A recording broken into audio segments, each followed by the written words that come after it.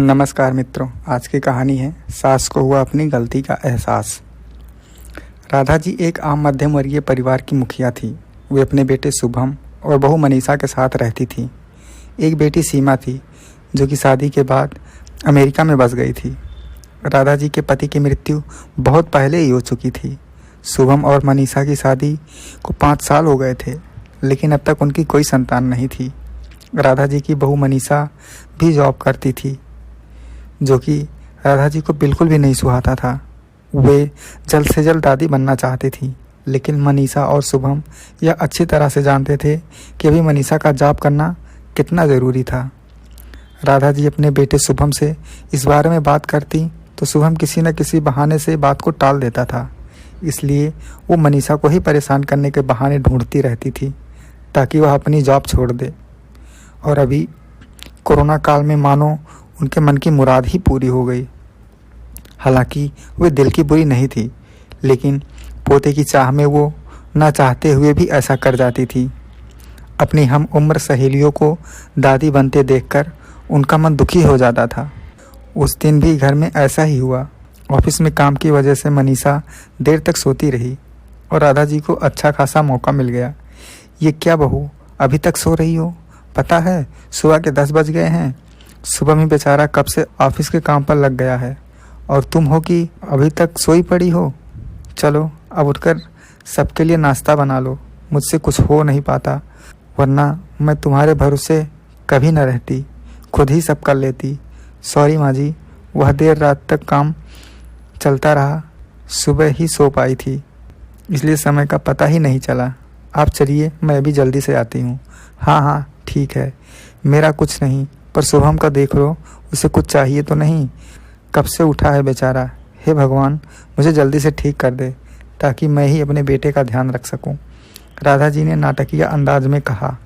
राधा जी ने अपनी बहू मनीषा को उठाते हुए कहा। मनीषा ने घड़ी देखी तो वाकई में 10 बज गए थे। आज उनकी आँख कैसे नहीं खुली। वह जल्दी जल्दी अपने काम निपटाकर हाल में आई तो शुभम अपने लैपटॉप के साथ ऑफिस के काम कर रहा था। उसने किचन में जाकर चाय नाश्ता बनाया और फिर रात के बर्तन साफ किए और झाड़ू पोछा करके नहाने चली गई। दरअसल कोरोना वायरस की बढ़ती बीमारी की वजह से शहर में पूरी तरह लॉकडाउन किया गया था, इसलिए काम वाली बाई वो भी नहीं आ रही थी। मनीषा खुद एक इंटरनेशनल कंपनी में काम करती थी। उसका ऑफिस टाइम निश्चित नहीं होता था, अधिकतर उसे रात में देर तक काम करना होता था। कल भी उसका काम देर तक चलता रहा, इसलिए वह देर तक सोती रही। मनीषा नहाकर आई तो देखा कि उसकी सास अपने कमरे में अपनी सहेली से फ़ोन पर बात कर रही थी। बातचीत में अपना नाम सुनकर मनीषा सास की बात सुनने लगी। अरे शारदा, तुम भी अपनी बहू को ज़्यादा सर पर मत बैठाओ। बहू को ज़्यादा उड़ने दोगी तो कल को अपनी नौकरी के चक्कर में वह तुम्हें ही घर की नौकरानी बनाकर छोड़ेगी। मैं तो भाई शुरू से ही मनीषा के नौकरी करने के खिलाफ थी। अब करे नौकरी शौक से, पर साथ साथ घर के काम भी करे। मैं तो बदन दर्द का बहाना बनाकर बैठ जाती हूँ, नहीं तो सारे काम का बोझ मेरे सिर पर आ जाता। मैं कोई मुफ्त की नौकरानी थोड़े ही हूँ। मैं तो कहती हूँ तुम भी यही किया करो। सास की बात सुनकर मनीषा की आंखों में आंसू आ गए। वह जिस सास को बीमार समझकर उसकी रात तक सेवा करती है, उन्हें एक गिलास तक उठाने नहीं देती। सारा दिन घर का और रात को ऑफिस का काम करके थकान से चूर होकर भी उफ तक नहीं करती। उसका यह फल मिला है उसे। माना वे मेरी नौकरी के खिलाफ हैं, मगर यदि घर की किस्त नहीं होती तो वह भी कभी नौकरी नहीं करती। शुभम का बोझ कम करने के लिए ही तो वह नौकरी कर रही थी। खैर, अभी के मुश्किल समय में वह सास से किसी भी बात पर बहस नहीं करना चाहती थी जिससे घर का माहौल ख़राब हो, इसलिए वह उसकी बात को नज़रअंदाज करके वहाँ से चली गई। लेकिन उसकी नज़रों में राधा जी की इज्जत ज़रूर कम हो गई थी। दूसरे दिन सुबह उठकर राधा जी ने बेटी सीमा का अमेरिका से फ़ोन आ गया। सीमा की सास उसके पास अमेरिका आई हुई थी। आदत के अनुसार राधा जी ने जैसे ही सीमा की सास की बुराई करनी चाही, वैसे ही सीमा ने उन्हें डपट दिया।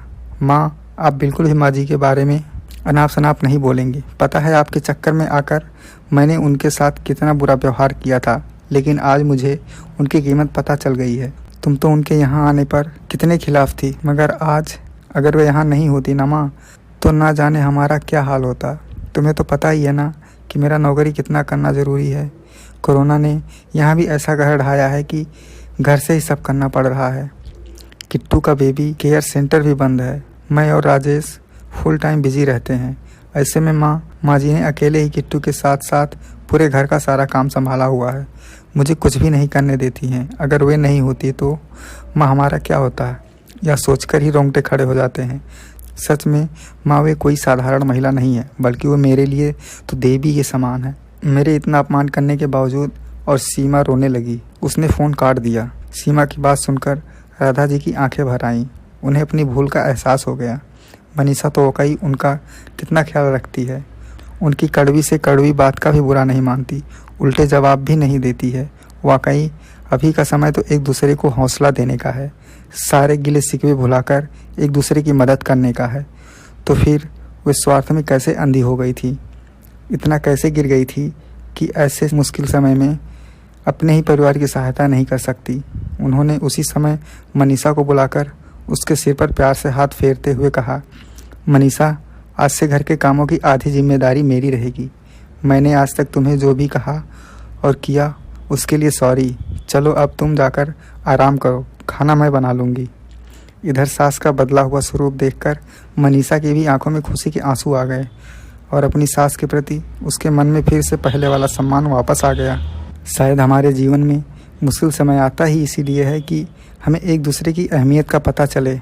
अपनी गलतियों का एहसास होने और आगे बढ़कर माफ़ी मांगने से वाकई इंसान छोटा नहीं बल्कि बहुत बड़ा हो जाता है, राधा जी की तरह। बस यहीं तक थी ये कहानी मित्रों। उम्मीद करते हैं आपको अवश्य पसंद आई होंगी। यदि पसंद आई हो तो प्लीज़ चैनल को सब्सक्राइब करें, वीडियो को लाइक करें। कहानी अंत तक सुनने के लिए आपका बहुत बहुत धन्यवाद।